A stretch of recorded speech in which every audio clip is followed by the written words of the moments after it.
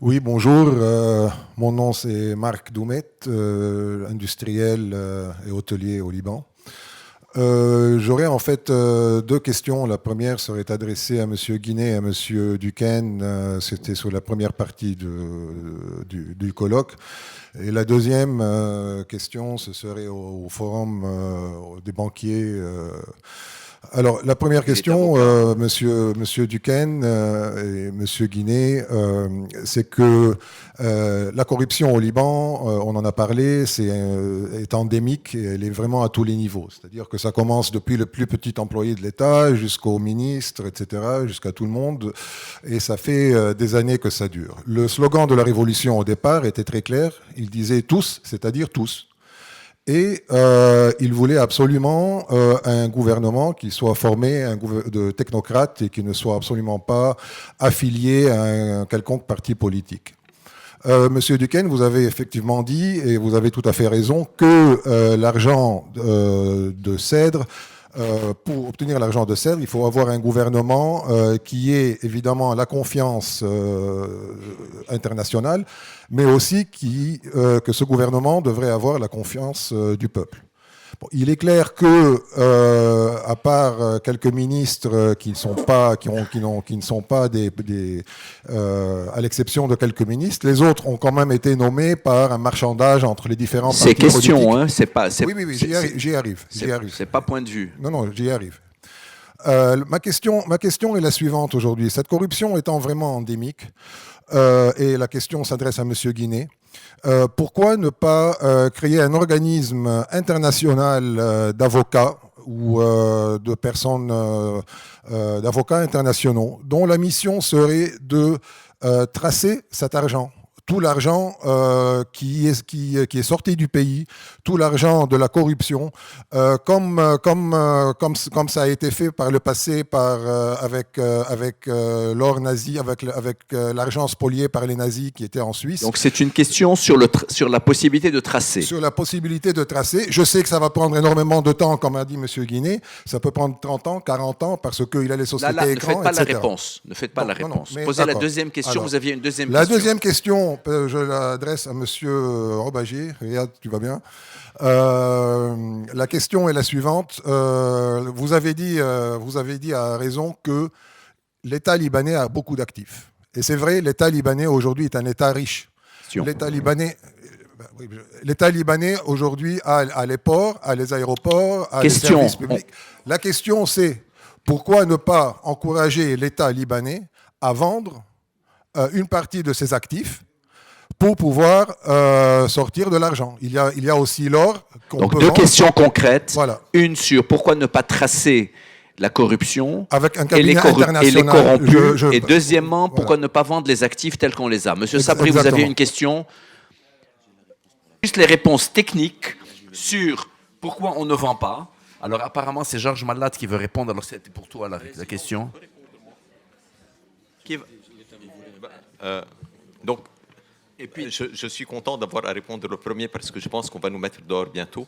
Donc, juste pourquoi on ne peut pas vendre et qu'est-ce qu'on peut vendre tout de suite Non, on peut. Qu'est-ce qu'on vend tout de suite? Non, on peut vendre plein de choses tout de suite. Port. On peut vendre plein de choses tout de suite. On peut vendre des biens immobiliers facilement. On peut même les racheter à terme.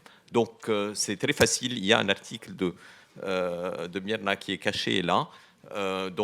Oui, on peut vendre plein de choses tout de suite. Mais je ne pense pas qu'on a intérêt à vendre tout de suite. Non pas parce qu'il y a des règles qui s'y opposent, mais parce que dans le contexte actuel, vendre, ça signifie vendre pour rien. D'accord, merci. Je dois répondre.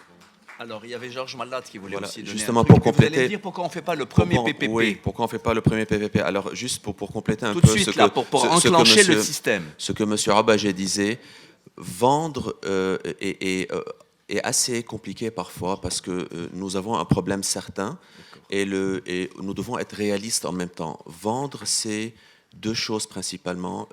Aménager ou interpréter la Constitution dans un certain sens, surtout dans certains secteurs. Vendre, c'est de nouvelles lois.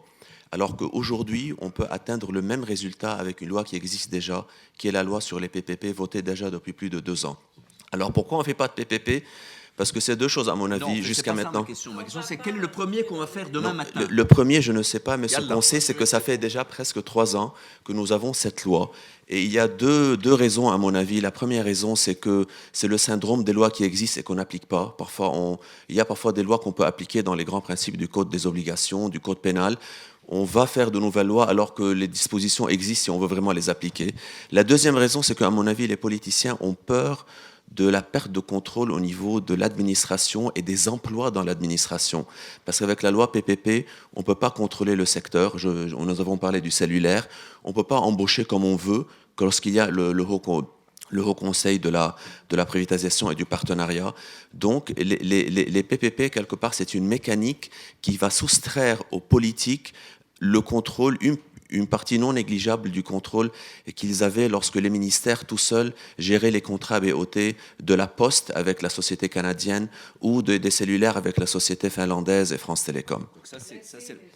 Donc, il faut lancer le premier PPP, quel que soit le volume de ce PPP. C'est le principe de lancer la dynamique. Cette dynamique, à notre sens, pourrait justement créer un certain volume, un certain mouvement, sans nécessairement vendre un secteur, vendre un aéroport, vendre un port. Une exemplarité. Moi, je voudrais dire quelque chose. En fait, l'État libanais est comme M. Jourdain. Il fait du PPP sans le savoir. On a déjà fait beaucoup de PPP au Liban. Ce qu'on n'a pas fait, c'est appliquer la loi sur les PPP. Oui, mais on n'a pas... précis, là? Oui. Attends, pardon, je m'excuse. La Poste, le cellulaire, il y a longtemps, tous les appels d'offres pour les éoliennes, c'est du PPP. Simplement, c'est ce que disait l'ambassadeur Duquesne, on est passé en dehors de la loi sur les PPP.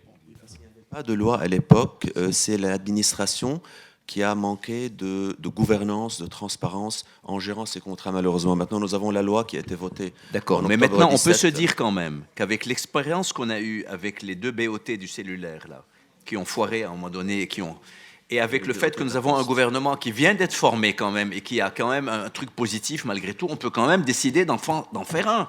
Absolument. Bon, donc le prochain article que tu signes, Jean, dans l'Orient le Jour, c'est autour du PPP. Je vais le faire avec Georges. Tu le fais avec Georges. Bon, alors, il y avait